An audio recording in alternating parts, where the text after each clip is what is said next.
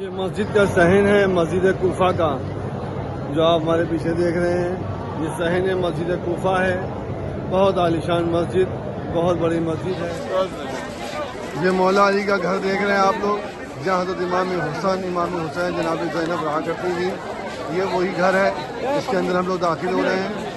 ये देखिए, ये मस्जिद कूफा पीछे है और ये खोलिए भाई, ये आप देख रहे हैं हज़रत अली मौला मुश्किल कुशा अली का घर है।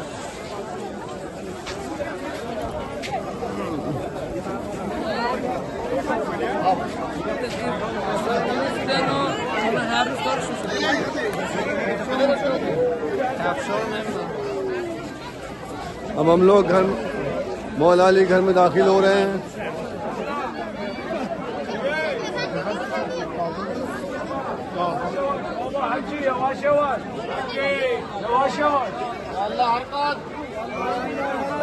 आप लोग भी ज़ियारत करिए।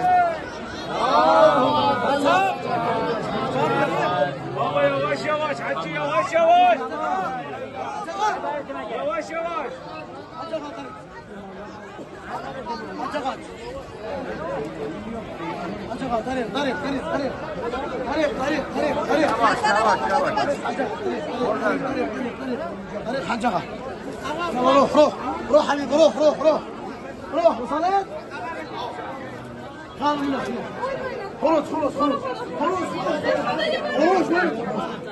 यहाँ बैरिकेडिंग लगी हुई है इस साइड में और हम लोग अंदर जा रहे हैं।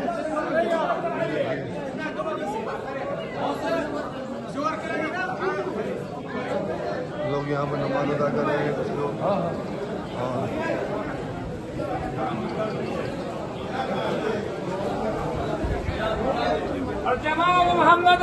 अब हम लोग मौला अली के घर के अंदर आ चुके हैं। आप देख रहे हैं ज़ायरीन यहाँ पर सब ज़ियारत कर रहे हैं। ये जो आप देख रहे हैं ये कुआं है मौला अली का। इस कुएं का ही पानी इस्तेमाल किया जाता था। इसकी लोग ज़ियारत कर रहे हैं। हमारे मौला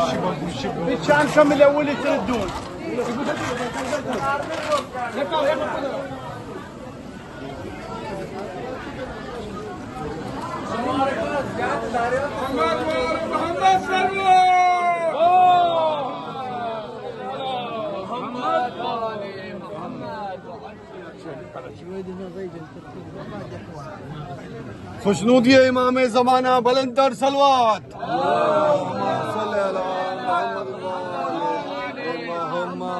नारे हैदरी, नारे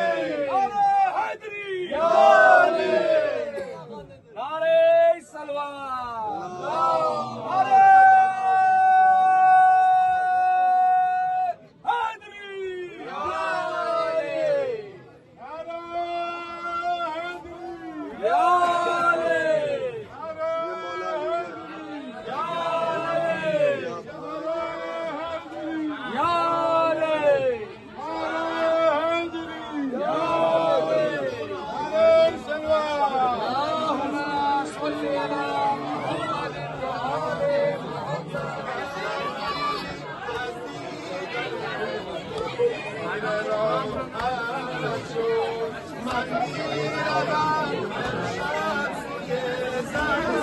पानी निकाल के कुछ दिया गया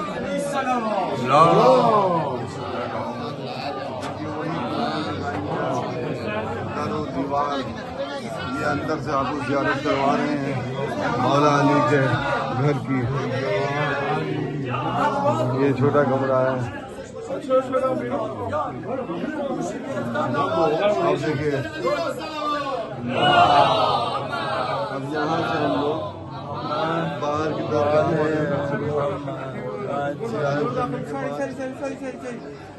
हर एक जाए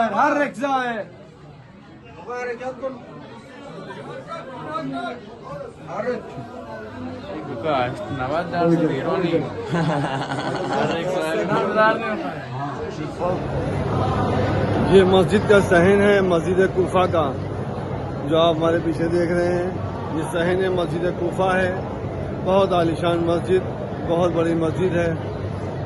और मौला अली ने कहा कि इसकी कोई हद नहीं है, ये इतनी बड़ी मस्जिद है। और अब हम जा रहे हैं हज़रत मुख्तार सकफ़ी के रोज़े पर, उनकी कब्र पर।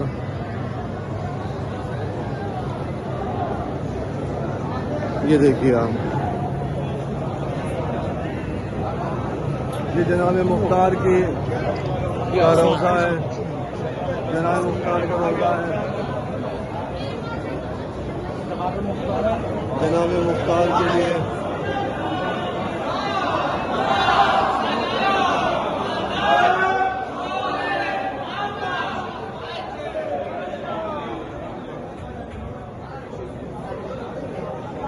मुख्तार का रोज़ा आप लोग देख रहे हैं।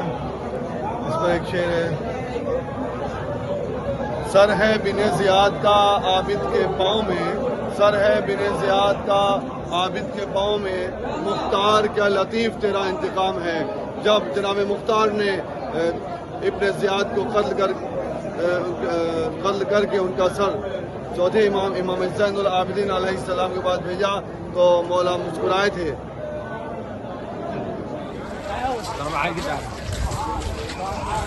ये मस्जिद कूफा हम लोग जा रहे हैं, मस्जिद कूफा ज़ियारत के लिए जा रहे हैं। जनाब मीर अम्मार अलैहिस्सलाम के रोज़े के ठीक सामने ये जो देख रहे हैं, ये मस्जिद कूफा है।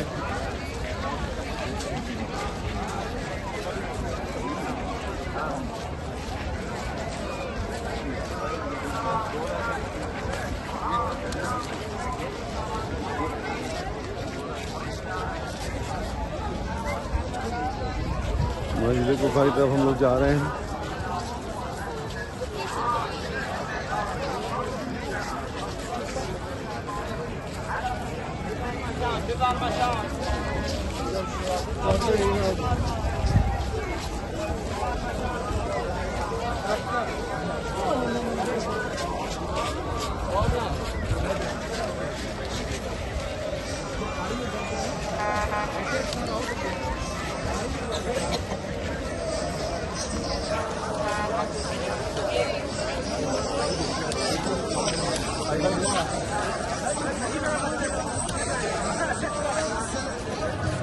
जिसकी सबसे बड़ी फजीलत ये है कि हमारे पांचवें इमाम मोहम्मद बाक़िर अलैहिस्सलाम मौला फरमाते हैं कि मस्जिद कूफा की अजमत और फजीलत बिल्कुल वैसे ही है जैसे खाने काबा की। आप देखिए मस्जिद कूफा की अजमत क्या है। इमाम फरमा रहे हैं जैसे आप खाने काबा गए हैं वैसे ही मस्जिद कूफा है, यानी बिल्कुल बराबर है। लिहाजा इस मस्जिद कूफा को आम मस्जिदों की तरह न समझिए, बल्कि मस्जिद कूफा एक ऐसी मस्जिद है कि जिसके लिए इमाम जाफर सादिक अलैहिस्सलाम फरमाते हैं कि अगर हमारे शियों को पता चल जाए मस्जिद कूफा की फजीलत क्या है, मस्जिद कूफा की अजमत क्या है, मस्जिद कूफा की बुलंदी क्या है, तो वो दुनिया में चाहे जिस कोने में होगा, यानी कायनात के जिस किसी भी खित्ते में होगा, अगर उसे मस्जिद कूफा की फजीलत का अंदाजा हो गया तो अगर चाहे उसके रास्ते में बर्फ बिछा दी जाए उसके बावजूद वो मस्जिद कूफा की ज़ियारत करने जरूर आएगा, अगर मस्जिद कूफा की फजीलत का उसे अंदाजा हो जाए। लिहाजा मस्जिद कूफा बहुत ही बाफजीलत मस्जिद है। और इस मस्जिद के लिए एक जुमला आपकी खिदमत में पेश करूं कि कायनात की सबसे पहली ये जगह है कि जहां पर अल्लाह की इबादत हुई है। अल्लाह की इबादत कायनात की पहली जगह यानी जमीन का पहला खित्ता है। अब कहेंगे वो कैसे?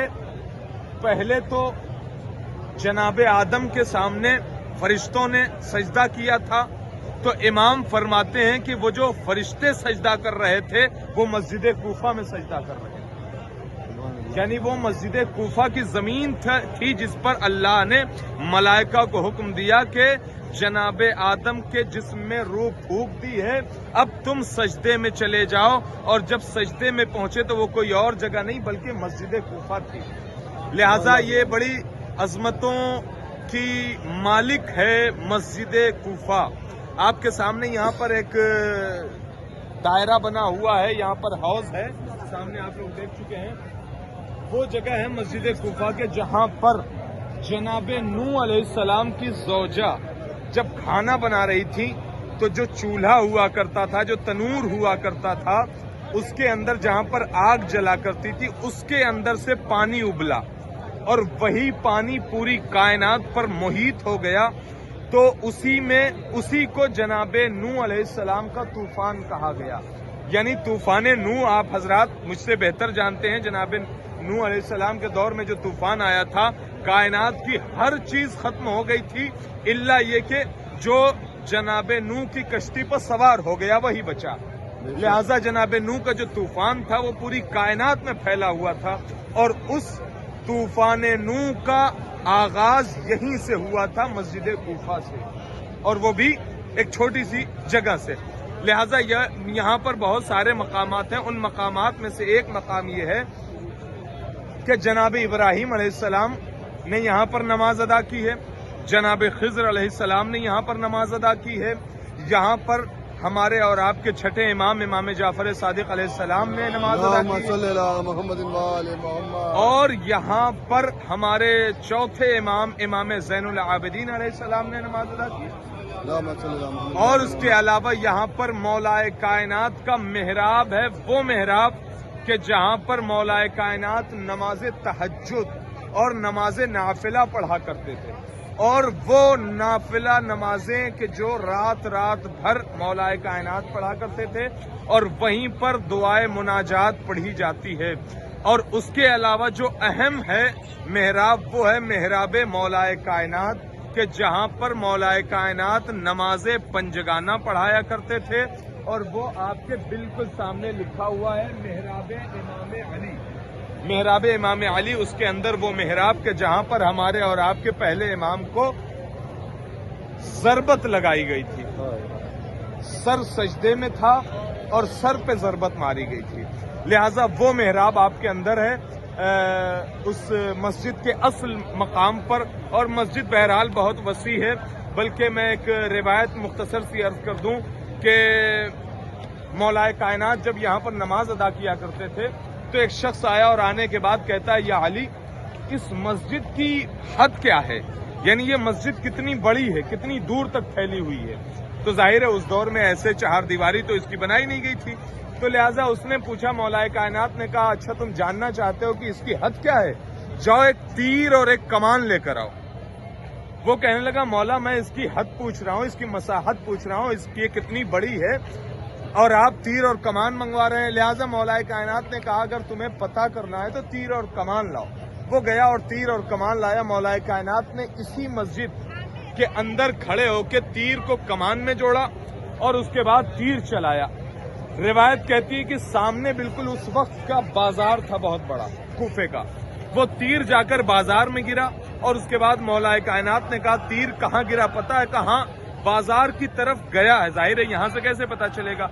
लिहाजा मौलाए कायनात ने कहा, जाओ देखो तीर कहाँ है, उठा कर लाओ, ढूंढ के लाओ, तलाश करके लाओ।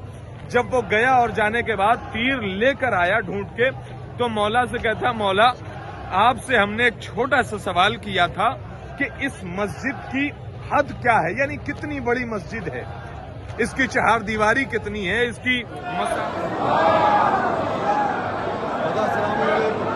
ये हमारे पीछे वाली जगह देख रहे हैं आप, वो मौला मुश्किल कुशा अली को इसी मकाम पे ज़रबत लगी थी 19 रमज़ान को फजर की नमाज के बाद। और ये वो जगह है, इसकी ज़ियारत करिए आप, इस जगह पर मौला अली को ज़रबत लगी थी।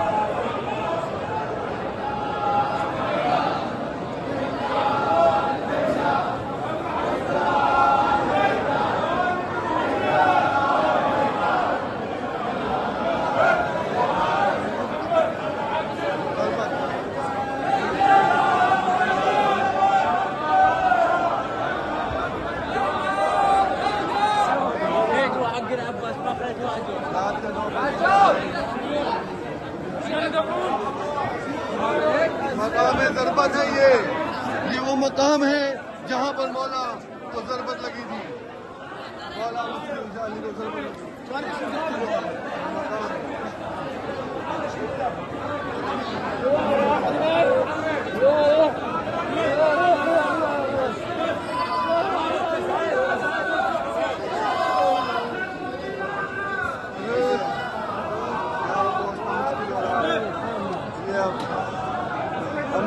आ जाते हैं।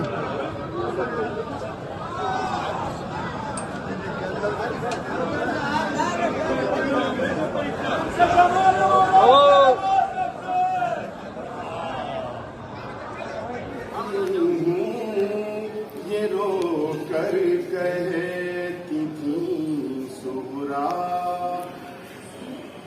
अगर मरी जाऊंगी तो दाफन करने कौन आएगा, अगर मर जाऊंगी तो दाफन करने कौन आएगा, अरे ना आओगे तो क्या होगा, मैं बाबा अकेली हूँ, ये रो कर कहे सुबरा, मैं बाबा अकेली हूँ।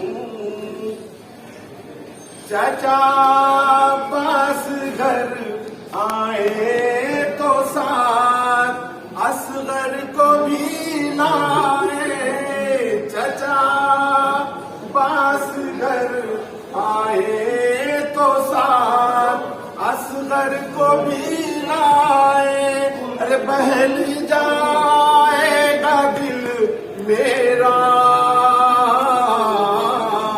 मैं बाबा अकेली हूँ, ये रो कर कहे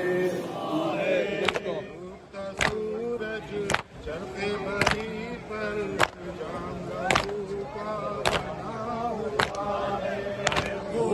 डूबा जल्दी जमीन पर लाचार सरवर पड़ा हुआ है, डूबा जल्दी जमीन पर लाचार सरवर पड़ा हुआ है।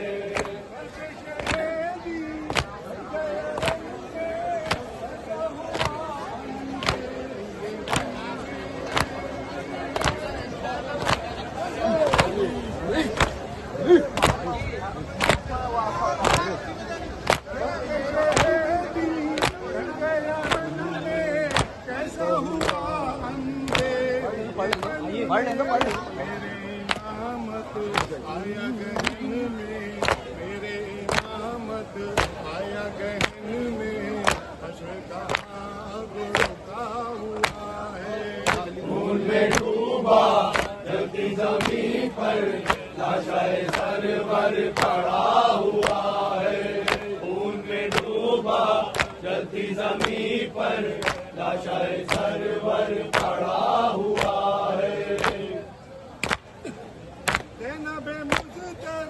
कहता ये नोहा कैसा ये तुमने दिखाया,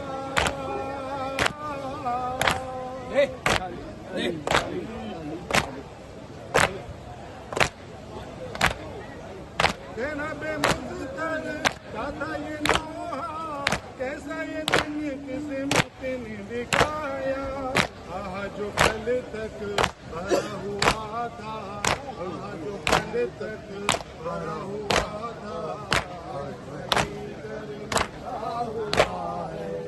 खून में डूबा जल्दी जमीन पर लाशाए सरवर पड़ा हुआ है, खून में डूबा जल्दी जमीन पर लाशाए सरवर पड़ा हुआ है।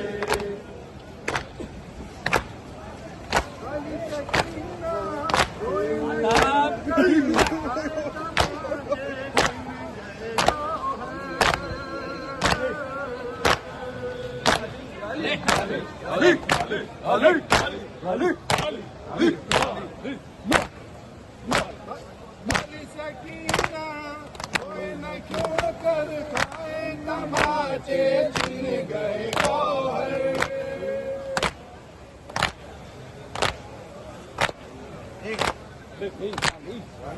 वाली सकीना कोई न क्यों कर खाए तमाचे